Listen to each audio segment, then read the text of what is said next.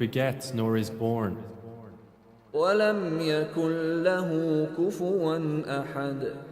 nor is there to him any equivalent. Jazakallah. Ladies and gentlemen, we'll have a national anthem now. Please, I request you to stand up for the national anthem.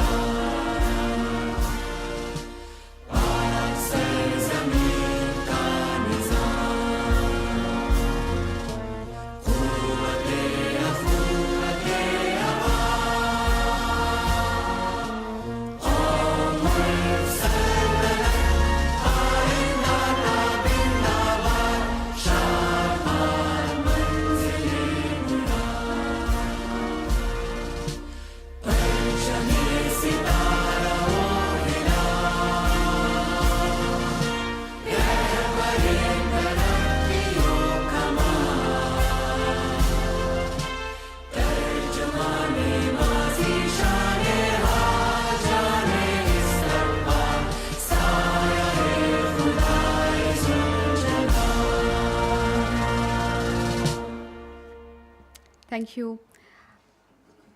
ESG Sustain represents SECP's commitment to embedding sustainability and transparency into regulated sectors.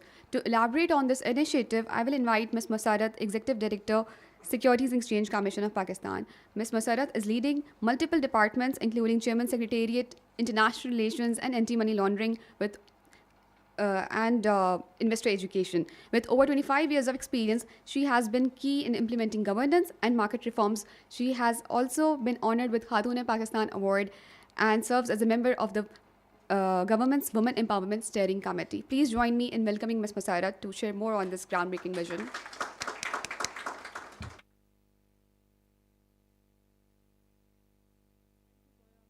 It's not on. Thank you so much, but I think it was more of appreciation of my own. So just let's quickly go to today's launch ceremony. Ms. Vipunjit Kitunuti, the Deputy Representative of the UN Women in Pakistan, Chairman SECP, Mr. Akif Saeed, Commissioners, distinguished guests, ladies and gentlemen, Assalamu alaikum and good morning to all of you. It's certainly my pleasure being here today at this launch ceremony. And today marks definitely a significant milestone as we come together to witness the unveiling of a platform that is poised to drive Pakistan's sustainability forward, inshallah ta'ala. So on behalf of SECP, I would like to warmly welcome all of you, especially those guests and ladies and gentlemen who were basically flown on from Karachi and from other cities. So your presence definitely underscores the importance of sustainability and responsible business practices in our journey towards a greener and more inclusive economy. So as you are aware, sustainability has increasingly taken center stage on the global agenda in recent years. Across the world, countries, organizations, individuals are recognizing the urgent need to address social, environmental, and governance challenges in their daily lives. Climate change in particular has become a more of a burning issue and has emerged as one of those most pressing challenges. So with far-reaching, of course, consequences to countries like Pakistan, and we've seen those disastrous, floods also in the past. So I think recently at the COP29, the global community also once again reaffirmed its commitment towards tackling climate change with a renewed focus on accelerating climate actions, increasing climate finance, and enhancing adaptation strategies, especially for the vulnerable nations. In Pakistan, this global shift is being mirrored by an escalating focus on sustainability and climate change. The discussions surrounding these issues have never been more important, and as we face growing environmental changes, of course, also the resource scarcity, because that is, I think, one of the most challenging aspects. The need for sustainability practices in our businesses, transparency in disclosures, attracting more sustainability-linked investments and policies is equally important, not just for the regulator, but also for the corporate sector. Therefore, integrating sustainability in our economic and governance frameworks will not only help mitigate the impact of climate change, but also open doors to new opportunities for inclusive and resilient growth. So in my personal perspective, I think the discussions are just not optional, and they have a long-term impact, and hence, we need to all work together towards shaping a sustainable future for Pakistan and the generations to come. So I'm very happy to share that what began 2 years ago just as a very small initiative by the SECP as an ESG regulatory roadmap, more of a aspiration that came from the regulator, has evolved at a remarkable pace and surpassing even our expectations. So this progress has been driven by the proactive engagement by the corporate sector, the companies, and our other stakeholders in this exercise. Many of these wonderful institutions are present here today, and I must appreciate all of them for being so instrumental in helping us achieve these milestones. So just like in last 2 years, we successfully conducted certain advocacy sessions through the partnership and the very generous support by the UN Women in Pakistan. Capacity building sessions on sustainability reporting with ICAP that facilitated meaningful exchange with stakeholders. The SECP also joined the Sustainability Stock Exchange Initiative, enabling us to learn from global best practices and strengthen our commitment towards sustainability. So the collaborative efforts with partners including Pakistan Stock Exchange, PBC, ACCA Pakistan, PICG, UN Women, IFC, and ADB paved the way for the SECP to also come up with its disclosure guidelines, the ESG disclosure guidelines this year. So today marks achievements of another significant milestone under the ESG roadmap with the launch of the ESG Sustain portal, an achievement made possible through the technical support and also kind of financial support by the UN Women. And thank you, UN Women, for being a collaborative partner in this exercise. Allow me to share also some insight into the vision behind the ESG Sustain. Initially, under our ESG roadmap, we were just thinking of conceptualizing more of a website or a repository of sustainability-related information. But as we moved ahead with with our advocacy and capacity building session, we just realized that we needed a repository alongside a more robust kind of an online and interactive platform that was absolutely essential for supporting enhanced sustainability disclosure across the regulated sectors. So following its initial unveiling in January 2024, ESG Sustain emerged as a vital tool for companies to share climate-related and information data, highlighting sustainability achievements and providing gender disaggregated data as well. Over the past 1.5 years, extensive collaboration with partnering institutions and companies help us refine the portal's utility, and remarkably, over just the past 2 months, over 40 companies contributed to the data on the portal, and there are many more who has expressed their interest as well. So in the future, however, I strongly believe that the transition from voluntary nature of disclosure should actually move towards a mandatory, not as a matter of directive coming from the SECP, but a self-imposed kind of initiative. So thanks to the invaluable support of partners of ICAP, ACCA, PSX, and ICMAP, ESG Sustain now hosts a dedicated knowledge hub as well. So this hub offers a wealth of resources from the professional bodies and market leaders, equipping businesses to align with the global best practices and standards. Going forward, our efforts are also concentrated on enhancing ESG Sustain's resources and interactivity. So this is definitely in addition to focusing on the capacity building and advocacy exercise, which we are already on way. So with all of this data coming into the portal, of course, the importance of the data is even more than somebody can actually stress at this point in time, because that would help us also move towards adopting the international standards, which includes the S1 and S2. So you would also be aware that SECP has been proactively working on introducing gender-inclusive reforms. ESG Sustain will serve also as a central hub for gender disaggregated data, and this will definitely be of help to advancing the ADB's Women Inclusive Finance Initiative in Pakistan, and shall take us forward with respect to the government's vision and the government's vision respect to the Pakistan women empowerment and the Prime Minister's package of women empowerment in 2024. And under the Prime Minister's package, the SECP was responsible for undertaking 2 major tasks. One was with relevance to, advising and instructing the listed companies to basically disclose the gender disaggregated data in their annual reports, which had started from June, July this year. And the other one was for the private companies to, fill in their survey forms with respect to family-friendly policies, that too through this, the sustainable portal. So we've received an overwhelmingly positive response, and looking ahead, we anticipate that the data generated through this portal will play a pivotal role in the development of ESG index. And I don't see PSX present perhaps at the moment, but we were supposed to be joined, and I would actually reiterate and reinforce on PSX to work on introducing the ESG index even ahead of the target that we've set for ourselves, which is 2025. And I would like to acknowledge and comment the efforts of definitely the SECP team, in-house, Zoya, Manur, Zonish, and the UN team, Barkat, and others who've been very instrumental in helping us drive this process forward. And actually, probably the stage that I'm here at deserves a lot of applause for all of the team members who worked hard on this. And I will conclude by reiterating that ESG Sustained presents a transformative step in promoting responsible business practices and inclusive governance, laying basically the foundation for sustainable growth in Pakistan. And we, however, must continue with all of these efforts. And I think it is the continuity aspect that actually makes the difference. So today's event underscores the crucial role each stakeholder plays in driving the sustainability agenda forward and our shared commitments towards fostering a long-term environmental, social, and economic resilient Pakistan. Thank you so much.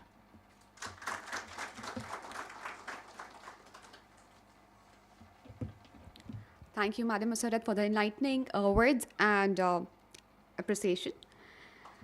Ladies and gentlemen, I remind you once again, there are QR codes placed on your tables. Please scan them for the registration purposes. As moving forward, as Madam Musarat highlighted, the development of ESG Sustain was made possible through the technical support of UN Women. We are privileged to have Deputy Country Representative UN Women Vipinjit Kethnati to provide further insights into collaboration and the crucial connection between sustainability, gender empowerment, and finance.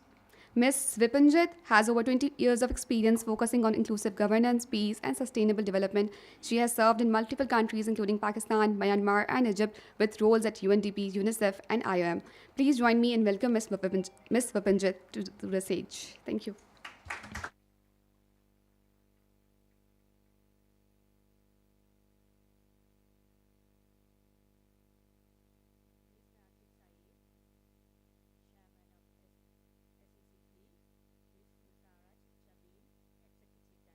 SECP, representative esteemed organization, institution, business entities, distinguished guests. Good morning, Assalamu alaikum. It is my absolute pleasure to be part of this launch of the Environment, Social, and Governance Sustain, ESG Sustain, which is among the most important milestones on SECP's SCG regulatory roadmap. It is indeed the culmination of the robust efforts, as also mentioned by Madame Musarat, that make, particularly over the last 1 year, by SECP and UN Women Pakistan. UN Women is proud to have provided technical support in the development of ESG Sustain. UN Women is actively supporting the government of Pakistan's priority area relating to women economic empowerment, financial and gender equality, and women's increased agency. At the same time, we encourage investors, business community, the private sector, and other stakeholders to make ESG framework the benchmark of their investments and contributes to sustainability.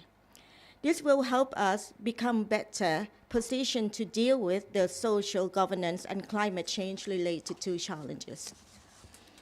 While we rightly celebrate the launching of the portal and contributions it can make, in particular in regard to attracting local and international investment, bringing more transparency and encouraging responsible business practices.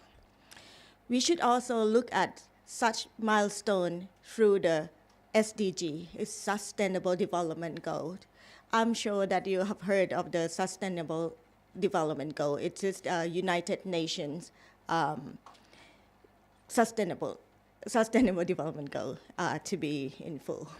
The SDGs are a national priority As the National Assembly of Pakistan in 2016 unanimously passed a resolution declaring the SDGs national development goals. However, to achieve the SDG is a massive task, not just for Pakistan, it's anywhere in the world. You may also know that globally we require 3.3 to 4.7 billion US dollars investment annually to meet the SDG goal, which is target for 2030. As for Pakistan, it requires approximately 31 billion annually between 2019 to 2020 to meet its target. So it is a very tough target, but we are very hopeful. Allow me to make this opportunity to also emphasize that gender equality is fundamental to achieving sustainability or ESG-related gain in any economy. The SDG reflects gender equality both as a standalone, which is Goal 5, and cross-cutting priority for all the SDG. However, despite some progress, the world is falling far short on gender equality target. Achieving SDG 5 need all of us immediate action and more ambitious finance and much better data. And I will emphasize on gender disaggregate data that is much needed to look at to achieve this goal. I'm sure that you all understand that the government alone cannot achieve these goals and requires substantial support. The role of private and corporate sector becomes very critical. Until recently, the corporate social responsibility or CSR model was mostly used and on an ad hoc basis with inconsistency results. It is time now to explore better and more effective models. And I can say that ESG framework is one of them, and it is about time more and more companies in Pakistan start thinking about integrating ESG into their core business strategies and drive long-term value.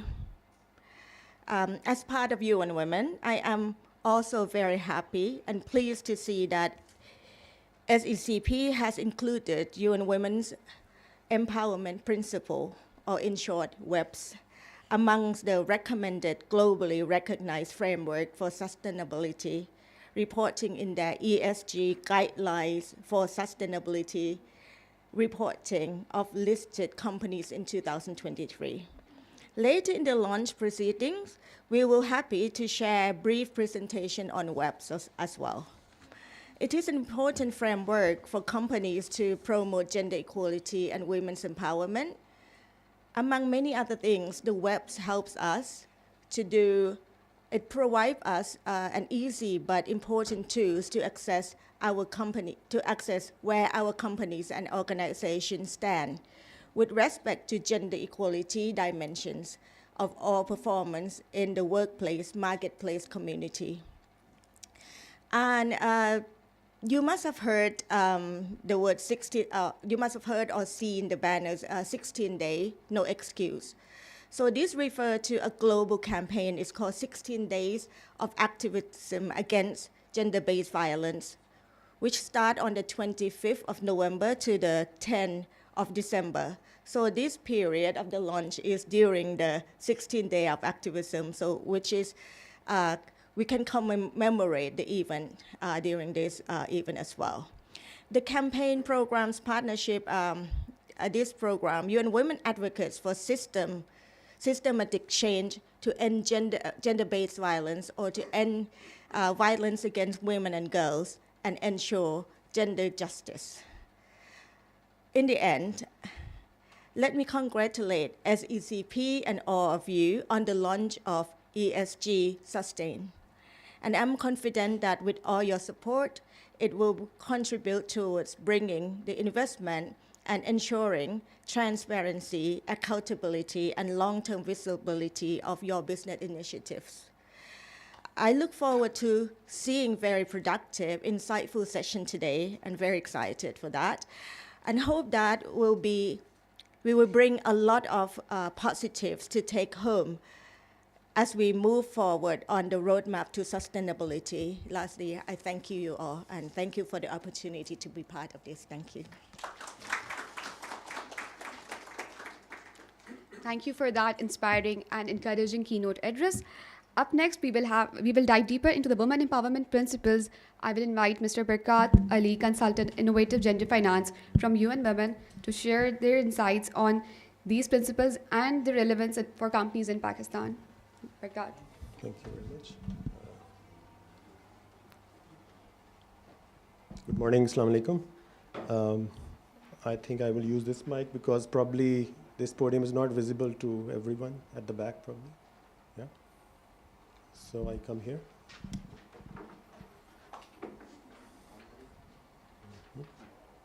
Okay.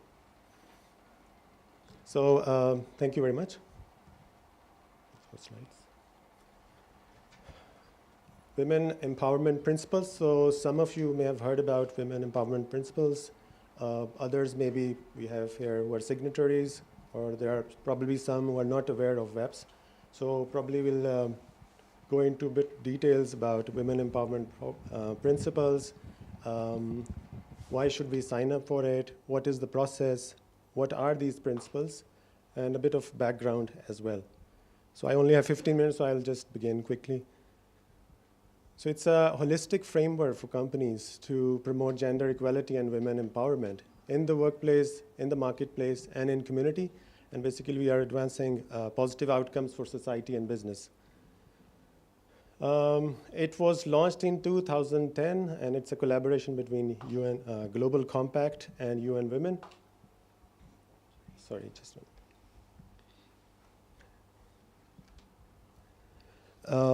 And it is informed by international labor standards and international human rights standards as well.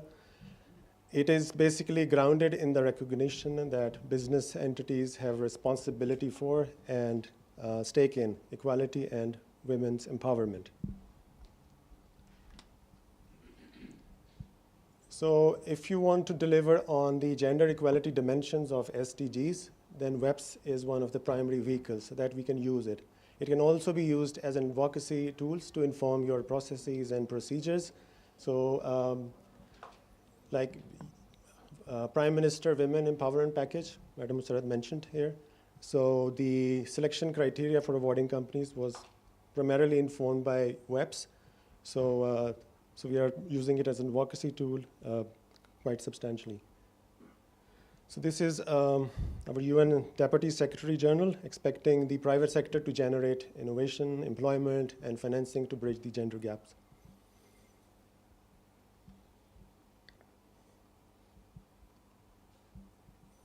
Why business and private sector? So just a few stats. In South Asia, about 32% of women participate in the labor force compared to 77% of men, which is the second lowest rate in the world. This is according to the World Bank 2024 report. In Asia, on average, women hold only 16% of board seats, 7% of chair position, and 5% of CEO positions in the listed companies. In Pakistan, women hold only 13% of board seats, 3% of board chair positions, and 2% of CEO positions in the listed companies on Pakistan Stock Exchange. This is World Economic Forum's gender gap reports. So our rank is 145 out of 146. Not a very pretty picture. And if we look at the factors that contribute to this rank, they are presenting the same pictures. So we have economic participation, education attainments, health and survival, and political empowerment. So see 143, 139, 132, 111. Something we need to work on. So if we continue at this current rate, so we will be able to close gender gap in 134 years. That's World Economic Forum.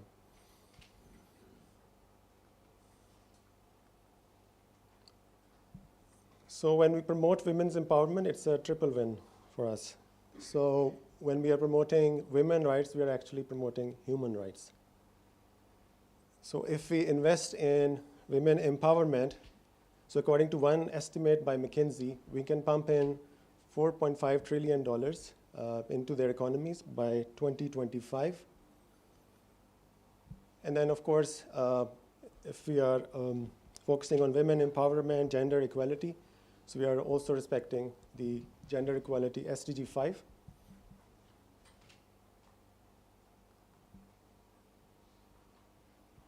So as already mentioned, Jackie also mentioned that, ESG disclosure guidelines of SECP that mentions WEPS as one of the globally recognized frameworks for sustainability reporting. The Women Empowerment Package of Prime Minister, we already mentioned that, so I go forward. So there are 7 women empowerment principles. I quickly go through them.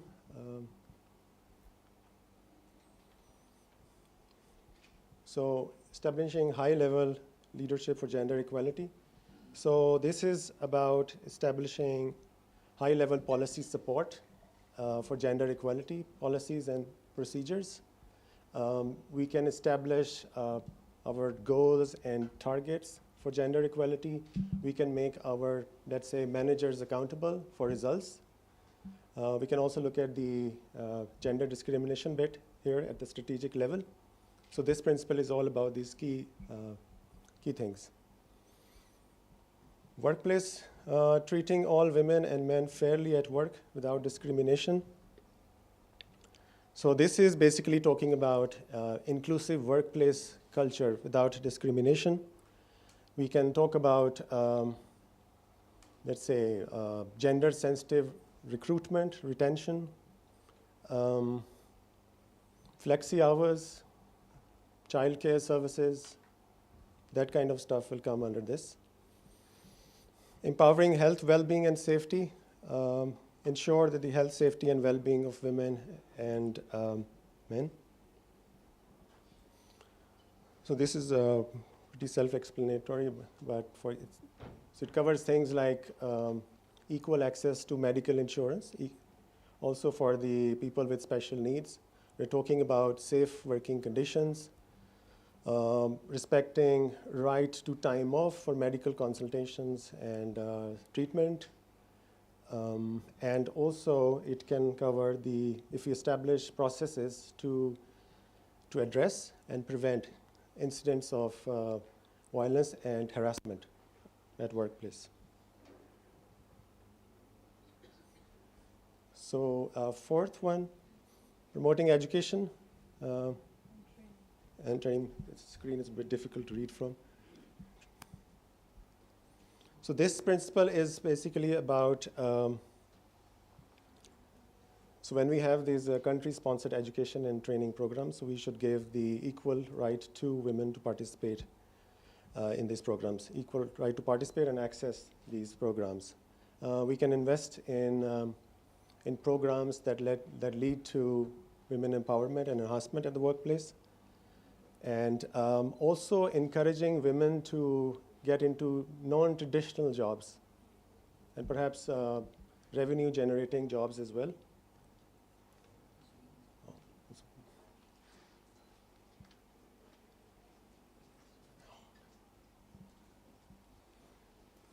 Enterprise and supply chain development and marketing processes. So this is basically about we engage more with the women-led enterprises, businesses, support them, ask them to, or encourage them to be web signatories, sign webs. If you have any marketing material or company material that has gender bias stereotypes, remove them. Equality through community advocacy, work with the community, come up with projects that highlight women empowerment and gender equality, engage with community stakeholders, public functionaries, and support elimination of harassment against women and girls, bring in philanthropy, grants, etc. Measuring and reporting. So a lot of emphasis will give on coming up with gender disaggregated data, not only to measure, but report as well. So there are many companies who measure gender disaggregated data, but they don't publicly report. So it's important that we focus on that as well. You can use WEPs, gaps analysis, to know where you stand vis-a-vis gender equality. You can establish the baseline from which you can begin. So that's an important tool. So by joining web signatories, so I guess, so when you become a signatory, you join Women's Global Network of Change Agents, worldwide recognition, connect to opportunities, and then there's training material available. On the 3rd of December, we had our regional WEPS awards. So I think 3 or 4 companies won that award as well, especially one in leadership. I think it's Tallinn so it's very fresh, so I don't have more details yet, but it happens every 2 years. Globally, we have 10,000 plus signatories in 141 countries, and in Pakistan, we have 151 signatories. Just very quickly, some action on the ground. Jazz Pakistan, they have a confidential grievance mechanism, grievance redressal mechanism, reporting mechanism to address incidents of violence and harassment. Agro fertilizers, they increase women workforce from 3.7 to 2 to 9.4 in about 3-4 years, in line with BEPS. Surti Enterprises has a program, Enhancing Women Service Program, which aims to increase both participation and employability of women. And Nishat Apparel has a career reintegration program, Career Ko Karo Restart. Some of the examples from Pakistan I randomly picked. So in the interest of time, I just mentioned one. So there's a global examples. In India, so we have a clothing manufacturer providing interest-free loans so that women can safely travel to and from work. So interest-free loans for bicycles and two-wheelers.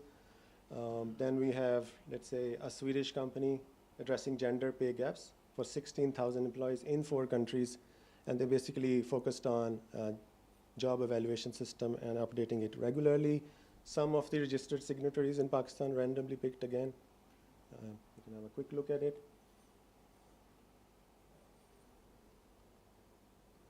Sign up for WEPS, very easy. Just very quickly, you log into WEPS, provide basic information on your CEO, on your company, on your gender balance in your company. So percentage of female employees, percentage of female at the management and board level, etc. Then why is the company committing to implementing WEPS? Statement of support by CEO. So it's a standard statement every signatory has to sign. And then WEPS Secretariat takes about 10 to 15 days to process the case. If you're successful, then so you get a welcome kit, opportunity to create a profile page. And then you can also decide which information you should make public or not. So that option is also available. Who can be WEPS signatories? Registered private sector entities, regardless of the sector, stock exchanges, chamber of commerce, industry, and businesses. The entities that cannot be signatories, non-profits, CSOs, government foundations are not eligible, but we are considering a new modality called WEPS Ally. So we started this year. Pakistan, Jordan, and a couple of other countries, we are testing that. So Ally means that the entities that have a lot of influence on the business operations, they are working with companies that support WEPS. So I think this year it's Pakistan Business Council, probably they have become an ally. From my impression, I think SECP has a strong case if they apply for this, but this is globally decided. Just very quickly, framework and key tools, gender gap analysis tools, that's already mentioned. If you want to assess where you stand vis-a-vis gender equality, you can use this tool. You don't have to be a signatory to use this tool. The rest are for signatories, so gender responsive procurement tool, self-assessment again, transparency and accountability frameworks.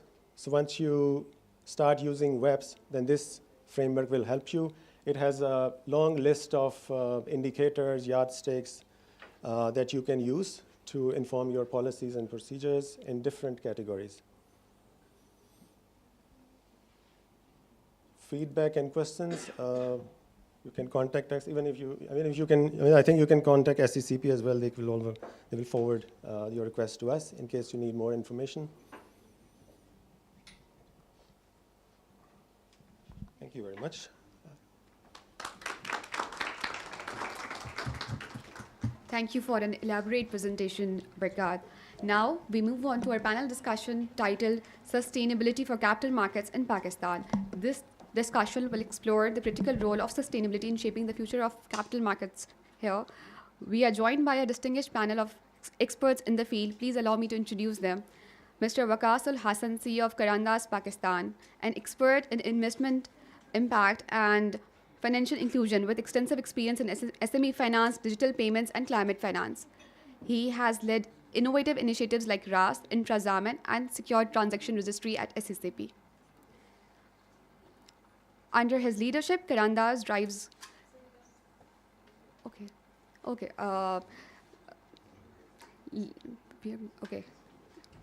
Sorry, I guess we are having the guest first. Okay.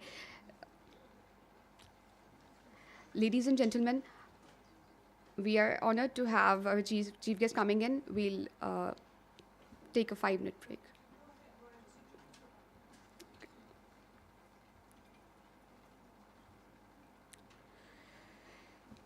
Now the moment we have all been waiting for, the launch of...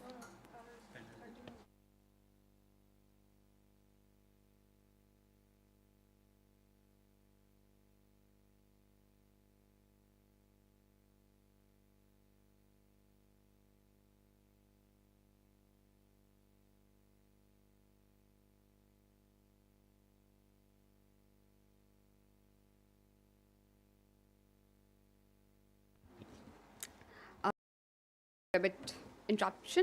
We'll continue with the panel discussion here. Next, we have Mr. Asad Feroz, a fellow member of ICAP and ACCA UK. Mr. Asad is serving as the council member since 2022 and currently as the vice president at ICAP. With over 20 years of experience, he is a founding partner of Junaidi Shoaib and Asad Chartered Accountants and actively contributes to sustainability, governance, and capacity building initiatives globally.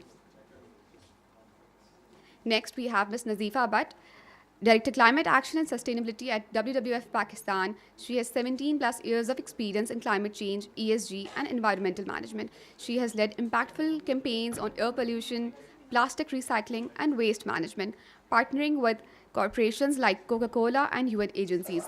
Currently, she drives advocacy efforts to combat smog and integrate sustainability into corporate agencies. Last, we have Mr. Shozab Ali,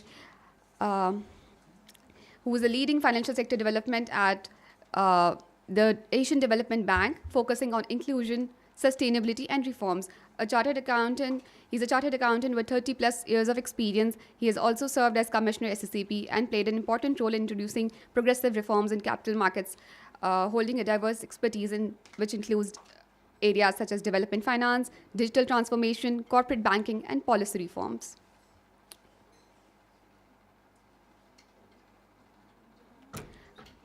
Next, we have the panel moderator, Ms. Jahan Ara Sajjad. She is a seasoned expert in corporate governance, finance, and capital markets with over 23 years of experience. Currently, she serves as Executive Director of Corporate Governance and Group Financial Advisor at Bivoji Group.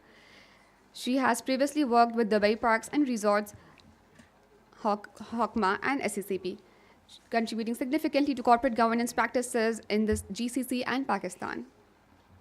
Thank you.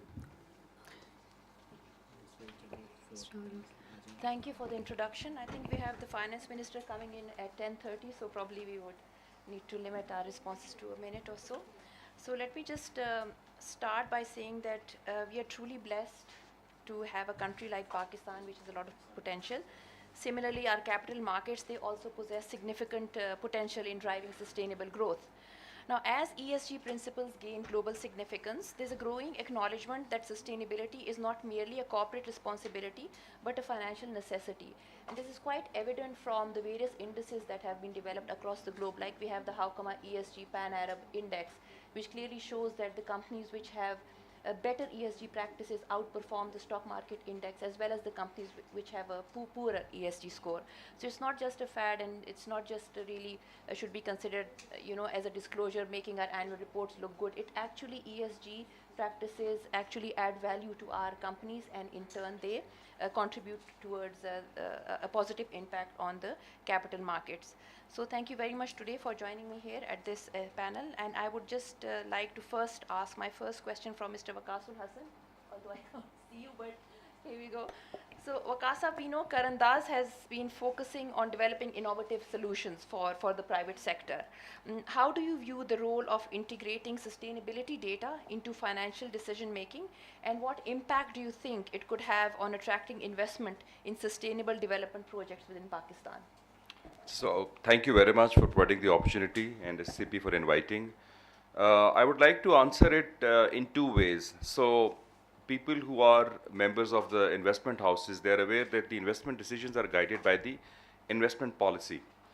So the first step is that in the investment policy, whether you have a development marker in addition to the financial hurdle or the financial return marker, on the basis of which you can screen your decisions and your investment panel or investment committee can make a decision. So at Karandaz, we have a policy which is inspired by, I would say, IFC, or for that matter, since we were seeded by the British government. So there is a British International Investment, formerly known as CTC. So we kind of adapted their policy, which had two performance markers. One was the financial performance marker, and the other is the development performance marker.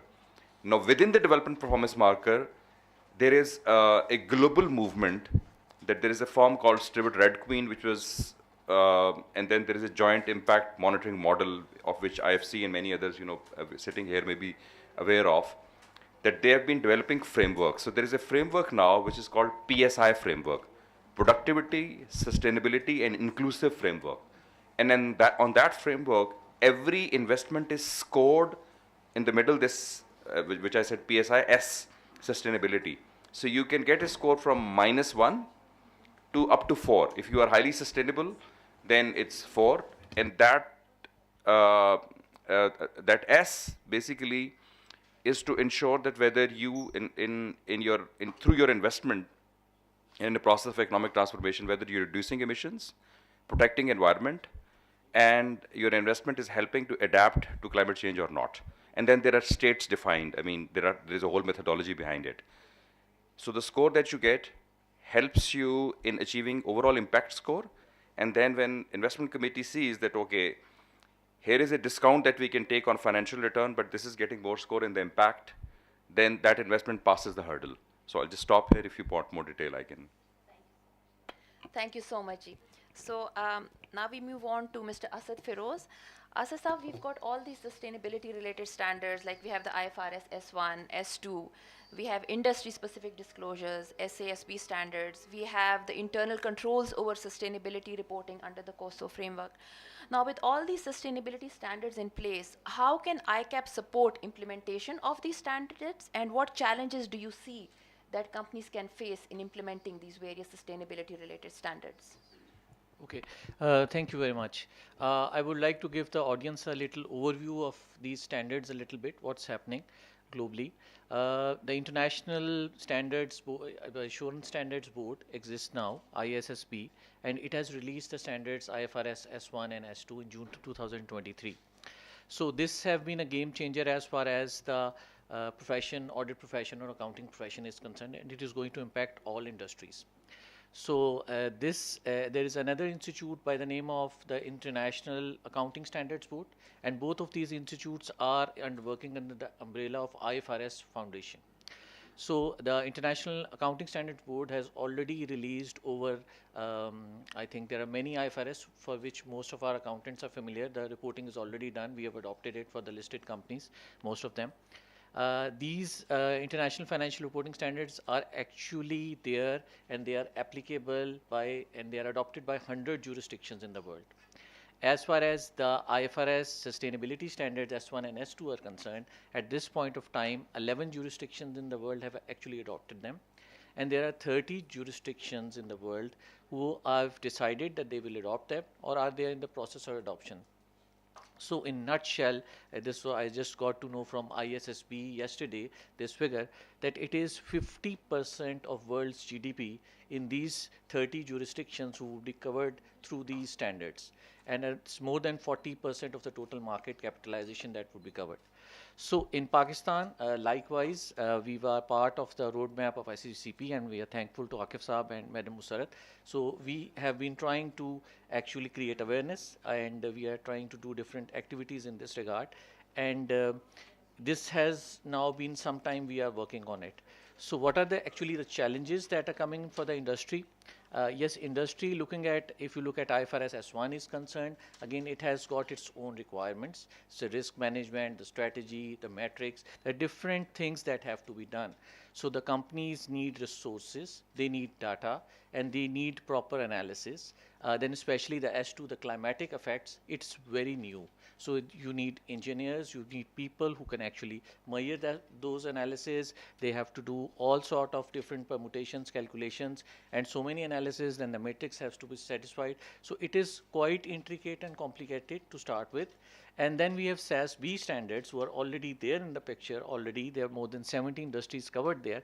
So every industry needs to follow that as well, which would be a basis for it.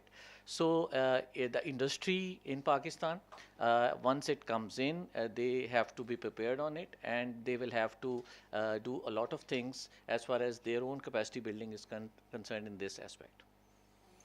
Thank you, Asisa, for such a concise explanation. Ms. Nazfa, we know WWF has been one of the key players in sustainability initiatives across various sectors.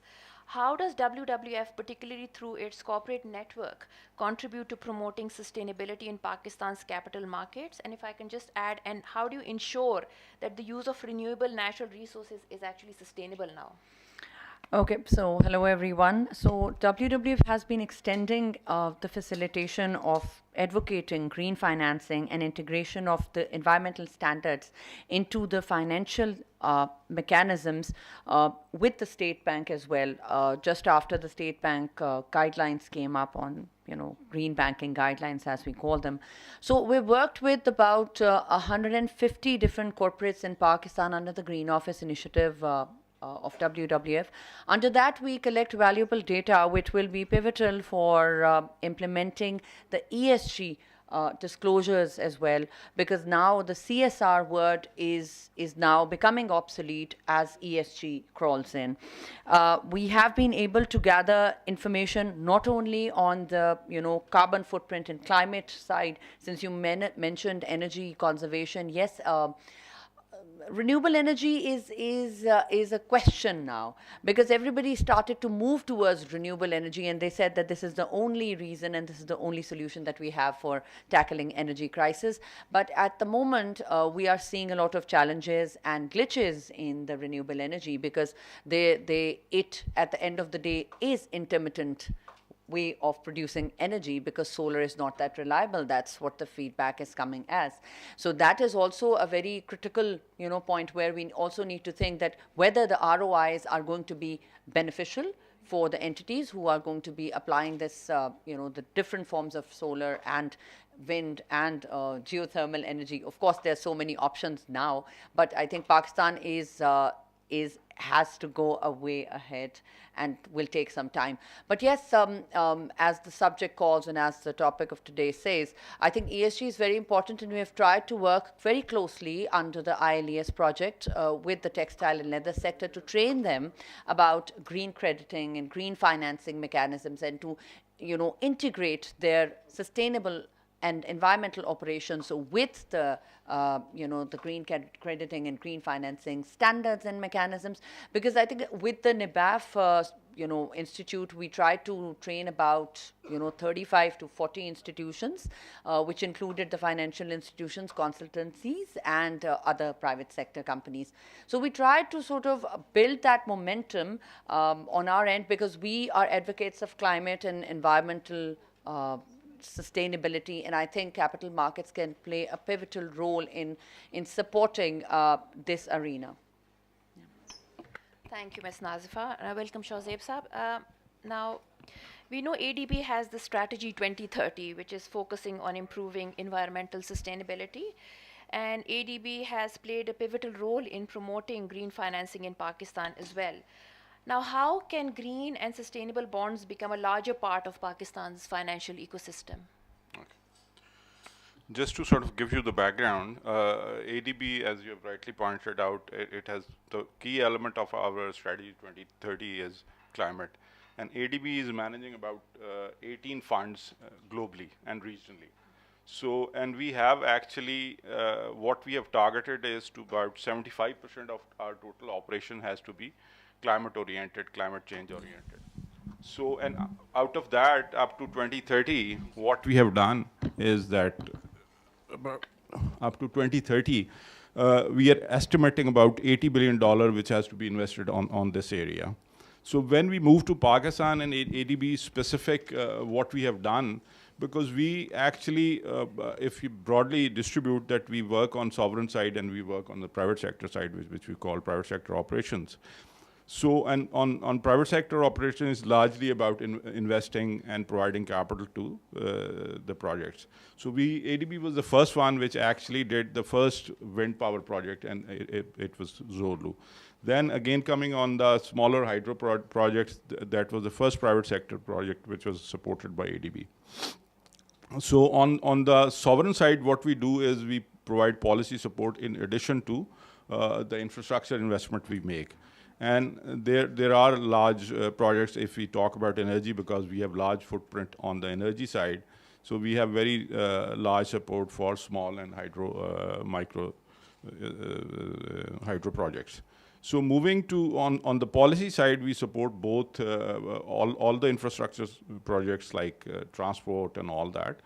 But now if you're moving to the segment of mobilizing the capital, we are actually currently working, as you people know, that we are working on a women inclusive finance project on which we have ESG implementation plan, action plan, on which we are working with SECP, and we are also working, and we have also worked on the green bonds and all that. Actually, to be realistic, I think as I work on the other side of the divide also, on the other side of the table also, so we have a generally bond issue, and arrangement of capital is a capital market challenge also. But simultaneously, as like SECP is working on green bond initiatives, and State Bank of Pakistan is also working on green bond initiatives. And as this is a developing market, and we will continue to support on the policy side, whether that is directly on the climate change or on the development of capital markets and banking markets. Thank you. All right. So, Can you allow me to contribute to this question? please, sure, please go ahead. So because it's quite relevant, and yesterday in the discussion also it came up, Karandas has a subsidiary by the name of Parvaz Financial Services based in Lahore. So we are in the process of launching, we have launched already, closing the first PKR denominated green bond in Pakistan. We are hoping it to be closed within December. It was quite a process, in the sense that you have to get the templates right. You have to get the third party view. Obviously, it is first time for the lawyers as well to do that. So that's why we are doing it 1 billion. But the most important thing is that in the process that we've realized that there are lots of investors, even local, who are available and who are willing to put money into that. In order for them to go to their own credit committees, they obviously still need to show that the return would be competitive. And in order for the borrower or the issuer of the bond, they need to have assets lined up so that there is no loss in between when the capital is raised and when it is deployed. So I would say that market is developing. There is appetite now. There are green assets which are becoming available. So I think we should see next year several green bonds coming from different entities. So. Thank you. Firoza, we know that ICAP is a partner in the capacity building section under the ESG action plan developed. So what are the key developments under the sustainability reporting that companies in Pakistan must be prepared in the context of global benchmarking? Yep, thank you very much. Okay, well, with our journey as far as ICAP is started in 2022, we have got accounting standards board at ICAP. It's we called group sustainability group that was formed in 2022. It had representation of SECP, PSX, and different other stakeholders apart from the institute. And we actually started thinking how we are going to adopt and we are going to implement the international protocols which are coming in now on sustainability. Later on, we became part of the sustainability roadmap of SECP. In 2023, along with UN Women, ADP, and different other organizations apart from SECP, we organized 3 awareness sessions in Lahore, Karachi, and Islamabad. And that was the starting point. Then we did some sessions on GHG emissions in Multan and in Karachi.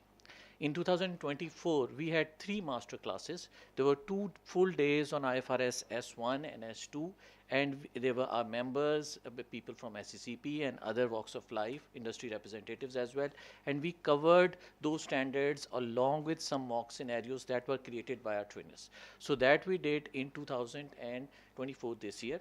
And from this December 2024 onwards, we are going into the step 2 of the master class, that we are now going towards the specific industry areas. For example, we are now going into Karachi, we are looking into the banking side. We're coming to Lahore, we are looking into the manufacturing side. So which area has which potential of industry? We are now focusing our master class on that particular area. 2 to 3 areas we are going to focus. So this is our plan for the next year. And going forward, what we have done is we have quite a lot of publications as well. We are honored that our GHG emissions protocols publication, which was published last year by the Institute, it was there in IFAC's Knowledge Hub as well. And it was also part of the COP29, where we actually published it in collaboration with the Institute of Chartered Accountants of Azerbaijan as well. And it was recognized there. So we will keep on coming up with some scenario analysis and different other publications, because again, the climatic effects and the disclosures related to it require another guideline. So all these publications are in the pipeline. We have got ICAP's Sustainability Hub, which has all these different documents available. And then we are also very much actively linked with ISSB. I'm myself part of the Chartered Accountants Worldwide Group on Sustainability. Yesterday we had a presentation from ISSB where the representative told us what's happening globally as far as the sustainability standards are concerned. So we are actively engaged with the international stakeholders on this score. And we are also trying to put it up for the local people, for the awareness or for the understanding, because obviously ICAP, being an important stakeholder in this roadmap of SECP, has to play a leading role. One another development has come up, that was the reporting side. On the assurance side, we had the International Assurance Standard released by IAASB as well, which is a very important development, because one side is the reporting side and the other side is the assurance side. So now we have to go look at the both sides, because one would be reporting, and after reporting there would be assurance or the review sort of a thing that would be required to be done. So we are also monitoring it very closely, and we will be also working to give members and other stakeholders awareness on how those standards would be adopted by the people who are doing the assurance practice. And again, there are international practices there. Europe is very advanced in that. So we are taking a loop from that side. As far as the major challenges I would see for the industry going, the leveraging of the data that I was talking about and technology usage, very important, because so many softwares are now coming in globally, and we have to use those softwares. How to measure, for example, carbon emissions of this hotel where we are sitting, even our offices, how it has to be measured. So we usually don't look into these things, how much we are actually emitting the environment. And as Pakistan, you know, I think we have contributed 1% to the global emissions, and we are in the top 10 effectees of the whole climatic effects. So I think for us, it is very important as a national torchbearer of the accounting profession in Pakistan. I think we are trying to play our role most aptly, along with the support of SECP team members. Thank you very much. Thank you. Ms. Nasfa, now how does WWF envision the integration of sustainability into Pakistan's capital markets? And what role can partnerships play in achieving your vision? So WWF envisions a future where, of course, sustainability, environmental protection, conservation is embedded into the capital markets operations, because that is going to sort of change the dynamics. We need climate investments, we need green financing, because to run the projects, we are a developing country. I mean, he rightly said, my colleague, that yes, Asad, thank you for highlighting that our emissions are really less in terms of global emissions, but we stand as the top 5 climate vulnerable countries. And I think partnerships and key stakeholders to be involved will play a critical role and can play an instrumental role in sort of changing the scenario from becoming, because I went to COP27 and, we were advocating about climate debt. So we're not talking about that. We're talking about green financing here. Pakistan got the biggest funding, which is the GCF funding for Recharge Pakistan, which is also a WWF Pakistan and the government of Pakistan's project, which is going to change the entire dynamics of floodplain management. I mean, we need to come up with solutions like that. This is what green financing and this is what partnerships are going to do. That particular project with about $78 million is not only a WWF or government of Pakistan's project, it is through partnerships like USAID and Coca-Cola Foundation who sort of came together. So it is very important that private sector steps in and plays their role. We as WWF Pakistan are going to be launching in the first quarter of 25 a complete 360 ESG certification program, because we have a gap in Pakistan, because I came across so many courses abroad, but in Pakistan they're like little diplomas, one-day exercise, but that is not going to give you like a holistic approach, a complete approach as to how to run your industries or your businesses, and even to sort of embed the climate pillar into the sustainability dynamics of the financial institutions. The banking sector has now stepped forward after the state bank's guidelines on green financing, and they come up to us for finding solutions. We're working with about 12 different major banks in Pakistan to sort of convert their, help them in their ESG reporting, to convert their businesses to become, carbon neutral also, because we run projects and we run programs that can actually support businesses and the banking sector to actually work towards sustainability. Thank you, Ms. Nafisfa. We'll just take a few minutes for the Finance Minister to be seated. All right. Thank you very much for the great sharing of experiences regarding sustainability in capital markets. Now, I would just like to conclude by saying that our capital markets, they play a massive role in helping our country to achieve its ultimate net zero goals. In the end, I would also like to thank the Securities and Exchange Commission of Pakistan for providing us this opportunity to contribute towards this much needed initiative of ESG Sustain portal. I thank all my panelists. Thank you very much for an insightful session. Thank you.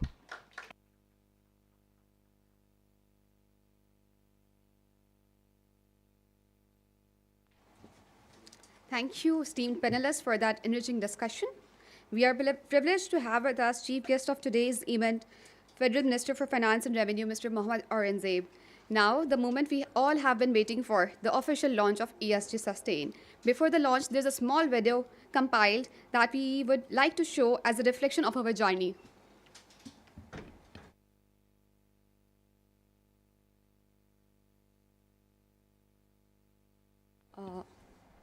ESG journey video, please.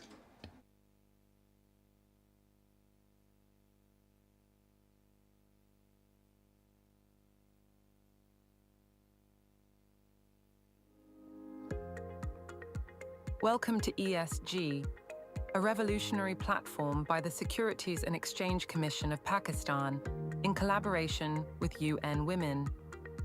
It's not just a framework, but a bridge connecting corporate performance with environmental, social, and governance goals, aligning with global sustainability benchmarks.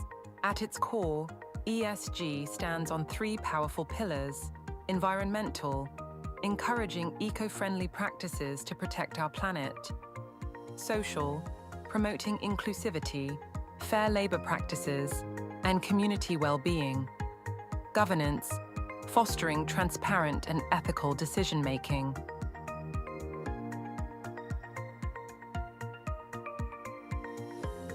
It was in the early hours of this morning when the key text was agreed. To huge applause from the room. We know the causes. We know the solutions. Now, we must find the courage to act and act swiftly. I thank you. Being profitable is what it makes it sustainable. The ESG journey at SECP began in 2002 with a code of corporate governance. Over the years, SECP introduced reforms like mandating female directors on boards and promoting ESG policies, sustainability, and inclusivity with guidelines for green and gender bonds.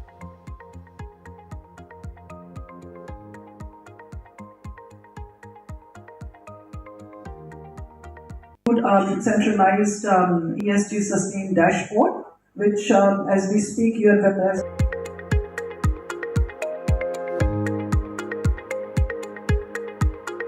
UN Women has been proud to support the development of this remarkable dashboard that has great potential to drive investment, transparency, and responsible businesses practices in Pakistan.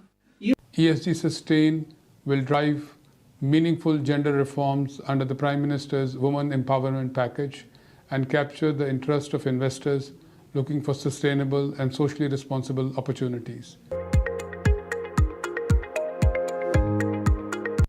It has given an organization like ours a great way to showcase our sustainability efforts. We are excited to celebrate the upcoming launch of ESG Sustain.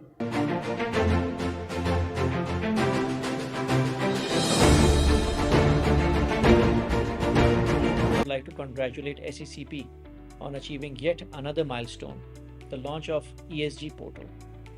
We believe that this initiative will inspire organizations towards greater transparency and sustainable growth, and that too for a better tomorrow. We wish SECP best in launching and promoting this ESG Sustain portal. Thank you very much.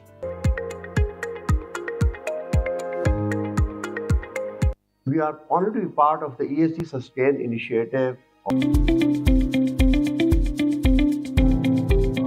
Sustainability is a mindset that I believe every organization should have, and it should reflect in everything in what they do. And I pray that we all achieve the right impact and leave a brilliant example for future generations.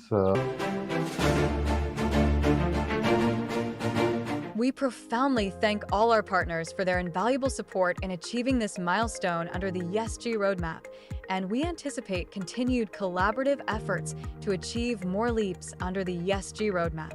Thank you.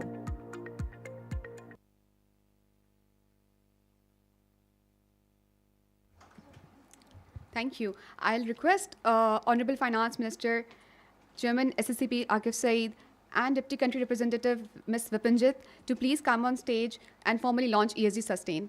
Sorry, please. Yes, sir.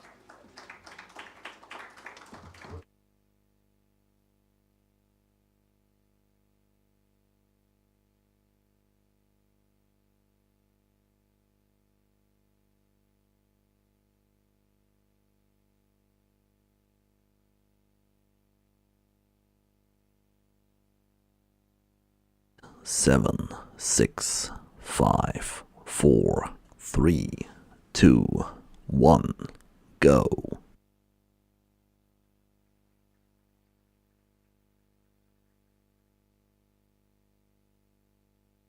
Congratulations to everyone for ESG Sustain launch. As you can see, ESG Sustain features various sections providing an overview of rules and regulations and sustainability disclosures that has information based on the E, environment, social and governance pillars. Currently, the information here is on sectoral basis, but as we move forward and there are more companies on board, the portal intends to showcase the top performing companies.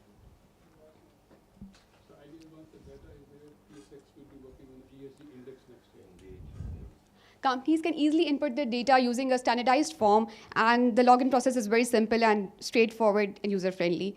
Next, Sustain also features gender aggregated data and has tabs on climate action as well.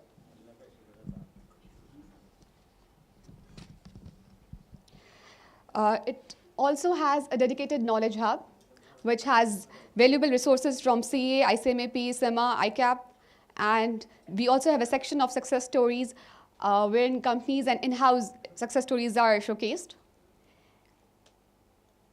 And this is a video web sub-tab.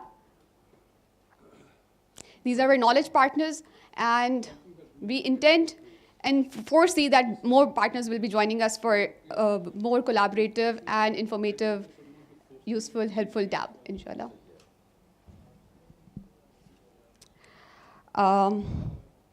We hope that Sustain continues to be celebrated as a catalyst in driving sustainable development outcomes for Pakistan. Thank you, everybody.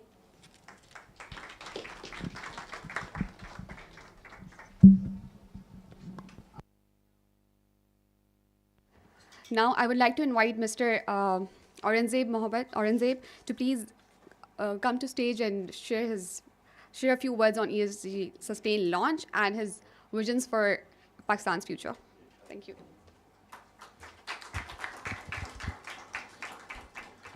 Bismillahir Rahmanir Rahim. Chairman SECP, distinguished delegates, your presence here is absolutely very critical in terms of the institutional support that you have provided, because from Pakistan's perspective, we have been on a journey with respect to ESG. And like many other things, we have made some very good inroads. We have made some very good progress. It's time to scale it up. And that's where we are very grateful to all the institutions who are helping, supporting, assisting us in that effort. And this at the back of COP29, where we launched the climate finance strategy. And I was very privileged to be at that occasion in Baku in terms of committing our net zero goals, in terms of the NDCs and everything else in association and in cooperation with the Ministry of Climate Change. But this is obviously broader than that. Environment is one big part of it, but the social and the governance part of it, which is all about inclusiveness and inclusive growth. And therefore, the whole gender discussion that comes into play, and it's not only about gender, but I was, a few days back, I was speaking at a forum of Now PDP, also with differently abled people, because we have to bring everyone into the mainstream and everyone to contribute constructively to the economy of Pakistan. So from my perspective, of course, gender is a huge thing, and we have seen that in other countries. The bank that I left before I came into the public sector service, I know where the journey started with that bank.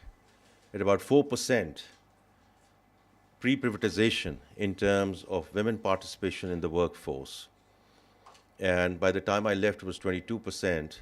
And had I stayed there, and I hope the new management will continue to be there in terms of commitment to this goal, to have at least 25% by the time we get to, HBL gets to be 2025, in their commitments to that percentage. Because it's not something, as I just saw the clip, ESG is not about CSR.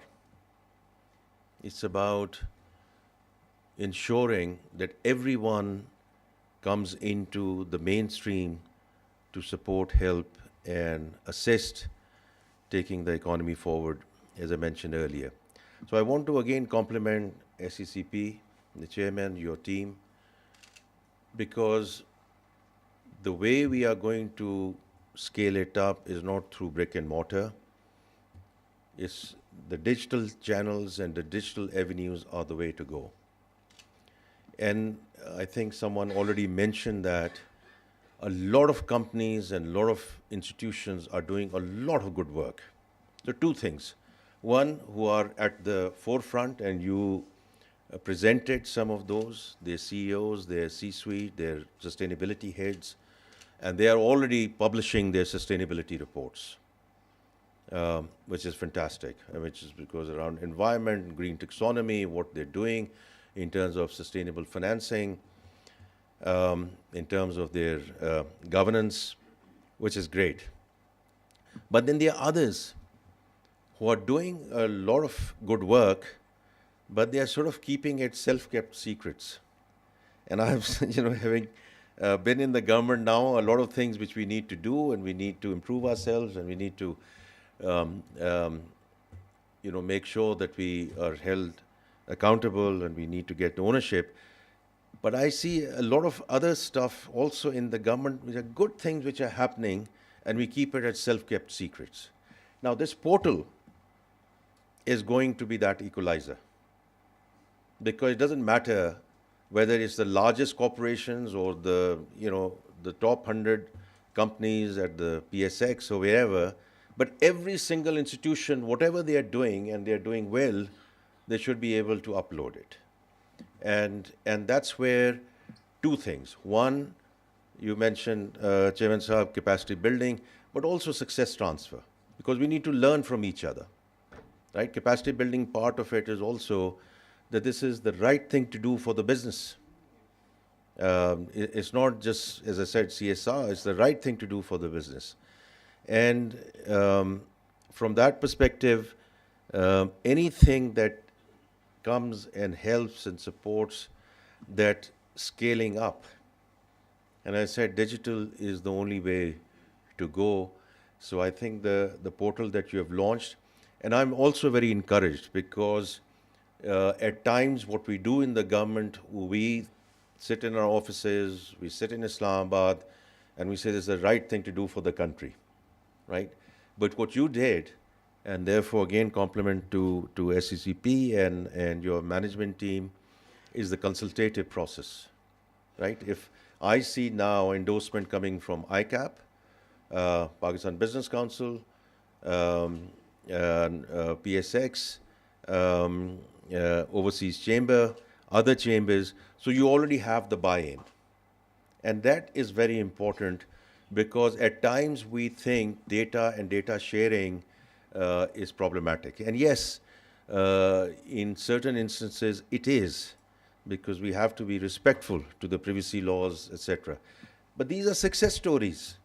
These are real success stories because, the government can do whatever we will do, right? In terms of, as I said, net zero goals and NDCs and everything else that we said around climate finance. But I will repeat it at every single forum that the private sector has to lead this country. Government is there to provide policy framework, policy continuity. And the kind of enabling environment, Chairman Sahab, जो आप इस वक्त इस portal के through दे रहे हैं, is absolutely the right thing to do. But the private sector has to ensure, A, you help us with this journey, because ultimately इस मुल्क का जो मैंने कल भी एक housing conference में ये बात की, there are two existential problems. And I am going to continue to repeat that because the questions which keep on coming back to me as the finance minister is the economic reform agenda. Of course, we want to do the right thing with the taxation and with the energy equation and with the SOE reforms and the privatization agenda. और उस पे कल आज हम एक upload करेंगे the work that has been done by the finance ministry. On the SOE side, 2.2 billion rupees of loss every single day. 6 trillion rupees of losses over the last 10 years. इस साल का जो अभी इस वक्त हम बजट की बात कर रहे हैं, रेवेन्यू की बात कर रहे हैं कि जी ये 40% होगा नहीं होगा, 50% of that we could have managed by ensuring that the SOEs का जो काम है वो प्राइवेट सेक्टर में जाए और 6 ट्रिलियन के लॉसेस जो पब्लिक एक्सपेंडिचर है, जो आपसे टैक्स लेकर हम ये फंड कर रहे हैं, इसको बंद करें. सो इसको तो हम एक साइड पे रखेंगे because we are very clear that the government has no business in being in business. Because if we continue to do that, we'll continue to bleed the way we are, and I'm giving you very clear, ये कोई हवाई बात नहीं हो रही, कोई 10,000 feet के बात पे नहीं हो रही. This is something which is going to be uploaded on our website today around what we have experienced. But two existential issues, population and climate. And we cannot move sequentially around these two agendas. ये नहीं हो सकता कि अगले 3 साल हम कहें कि जी हमने इकोनॉमिक रिफॉर्म्स करनी है और वो प्राइम मिनिस्टर साहब खिताब करेंगे अगले हफ्ते 10 दिन में about our road map. But these two things are all interlinked. And for your consumption as well, when we talk about population, of course, going at 2.55% a year when we are already at 240, 250 million netizens, is not going to be sustainable. If we have issues today, imagine if we get to be a nation of 400, 500 million people. Not going to work out. And already we are seeing that in terms of child stunting. Already we are seeing that because अभी यहाँ women empowerment की बात हुई है and women inclusion की बात हुई है, बिल्कुल सही बात हुई है. लेकिन आपको पता है कि when we come as a nation in terms of learning poverty, bulk of that is girls out of school, young women out of school. We need to address that now, not 3 years later when this economic turnaround has happened. And the second thing is climate, which again it comes back to ESG. I'm very grateful to all the institutions, all the companies who are already, taking this up as your agenda, which is there for the national agenda, in terms of what we do, either in terms of climate resiliencies or what we have seen in terms of decarbonization. आप सब लोग जो कोई लाहौर से आए हैं, कहीं और से हैं, इस्लामाबाद में भी यही इशू रहा है और ये इशू बढ़ता जाएगा. It's not going to ease up unless we get to this collectively, not government, not the private sector, but collectively.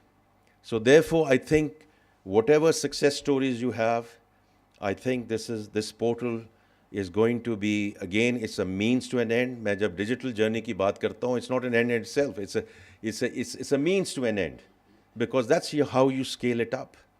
So once again, Chairman Saab, thank you for the kind invitation. It's a huge privilege and honor to be here.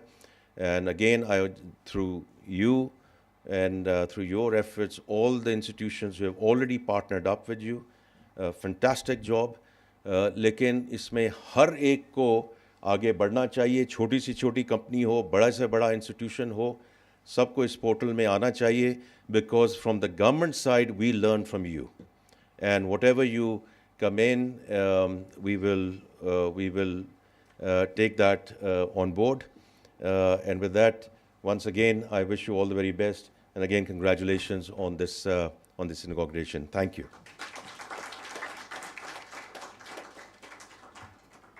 Thank you for the moving address, Mr. Aurangzeb. I would like to take this opportunity. Yes, sir. Because he's pressed for time. So, first of all, I'll take about 60 seconds first to thank you first, because I know that it's something very close to your heart. Though we were I think 3 or 4 days ago when you talked to you in terms of to be here as the chief guest, you kindly accepted that. And of course, the companies, it just shows the commitment on part of the market. Quite a few people have flown in from Karachi and Lahore and locally also. Two things along the journey we have learned and we have adopted, and I believe as the regulator, charity begins at home. One thing I've learned personally through this journey, and I have to acknowledge one individual who is not here as part of the UN team, is Sharmila Rasool. She was earlier here, but she has left Pakistan, posted somewhere else. So one thing was we have voluntarily done women empowerment principles benchmarking internally. And you have appointed 4 females on the policy board. We are engaged with them. And today I learned one thing is to be an ally as a regulator, we can be ally with the WEP. We will consider it and formally approach for that.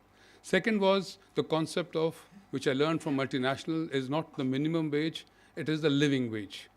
And something which we have partially adopted even in SECP. Being a public sector, so we are looking at a higher percentage relative to the minimum wage. That said, I must acknowledge Pakistan Institute of Corporate Governance, ICAP, ICMAP, ACCA. These three bodies can play a critical role because their representatives, their members work on different companies as CFOs and as CEOs. All of them are here. So, and then Pakistan Stock Exchange has to play a critical role.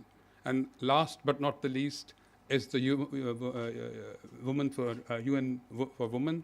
They have been instrumental and they are a partner. And I would request finance ministers to hand over a shield and recognition of their.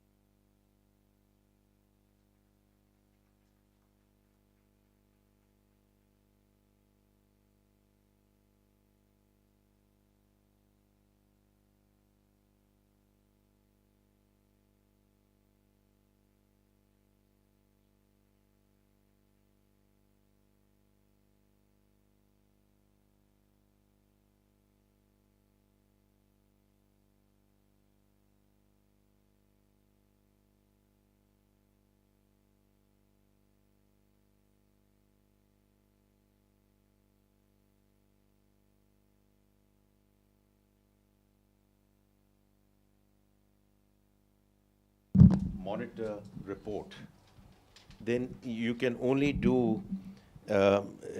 be held responsible and accountable if you measure, report, and be take. So therefore, all the institutions जो आपने अभी बात की है, PICG, ICAP, ACCA, have been in their forums in my private capacity and then in this capacity as well. They do a wonderful job. So once again, very well done.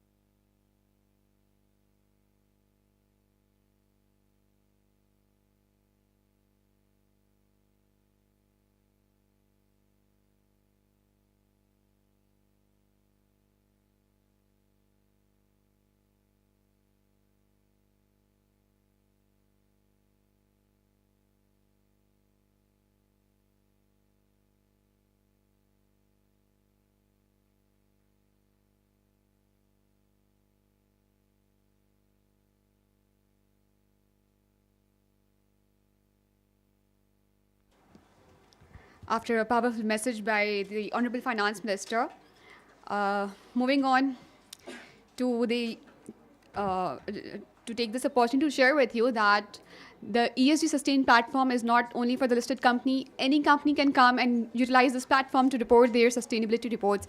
ESG Sustain has been more than a year-long journey, and teams both at SECP and UN Women have worked tirelessly to collaborate, coordinate, and approach and brainstorm with diverse stakeholders.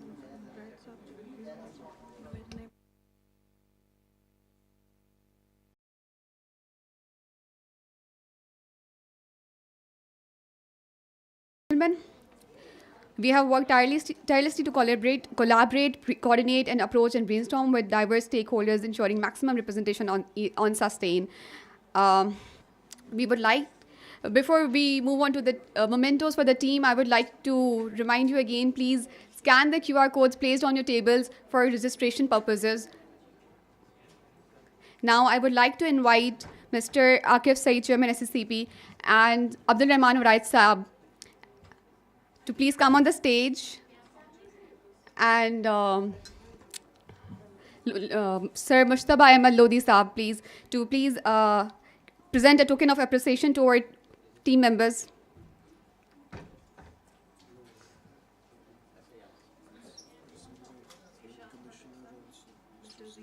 Yeah, and Mr. Zishan Adil Khatak Saab. Okay. First, we have Barkat Ali from United Nations Women.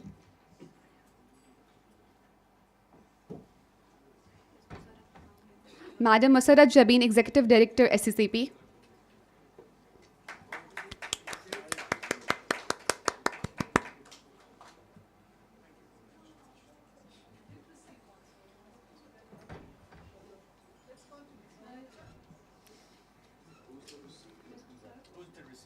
Next is Madam Masarat Jabin, Executive Director, SECP.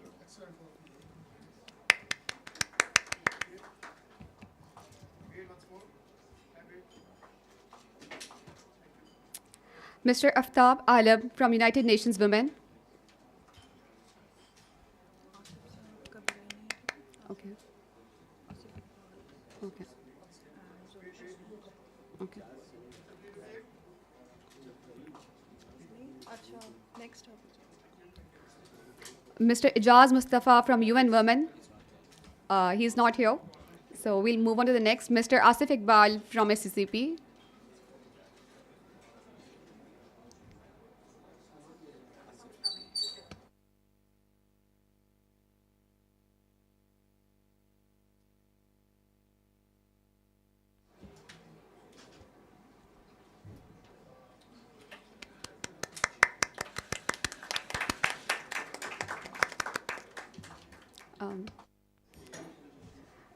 Sir Akif, if you could please join us as well. Thank you. Next, we have Madam Zora Sarwar Khan, Joint Director, SCCP.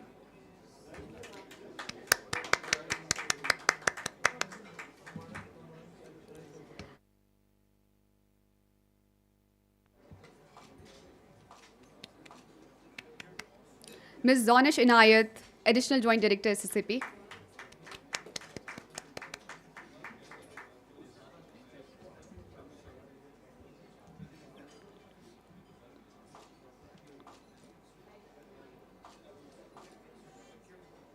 Hussain Sarosh, Deputy Director, SCP.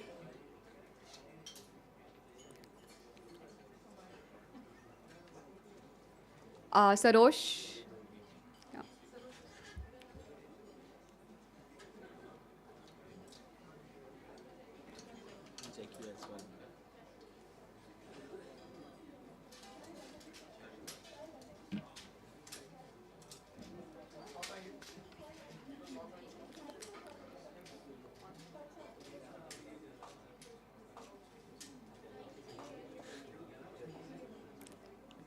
Ms. Hafsa Yamin Sheikh from Assistant Director, SCCP.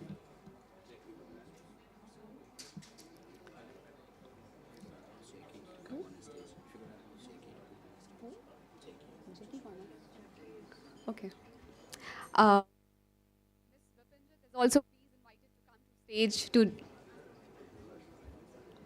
present the mementos.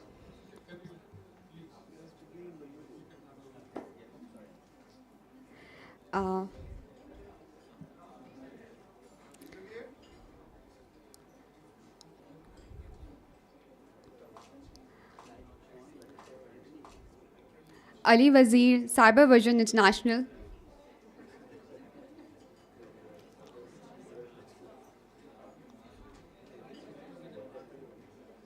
Yes. Okay. And next we have Ms. Huzaima Shafkat from Cyber Vision International.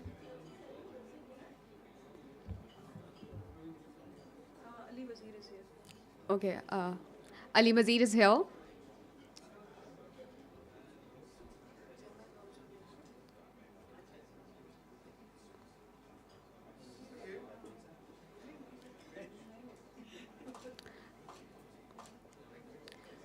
Ms. Huzaima Shafkat, Cyber Vision.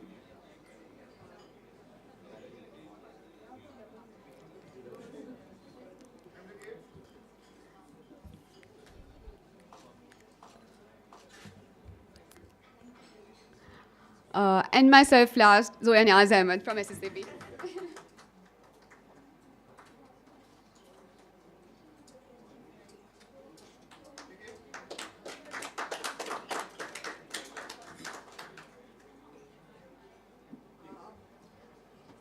request everyone to remain on stage so that we can take opportunity of this time to have some group pictures together, please. You're invited, please. Hafsa.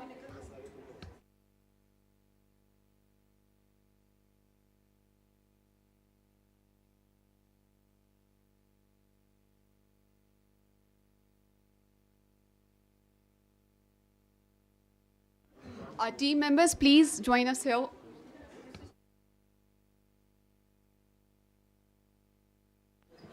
Asif Iqbal Saab, Madam Zonis, Zora,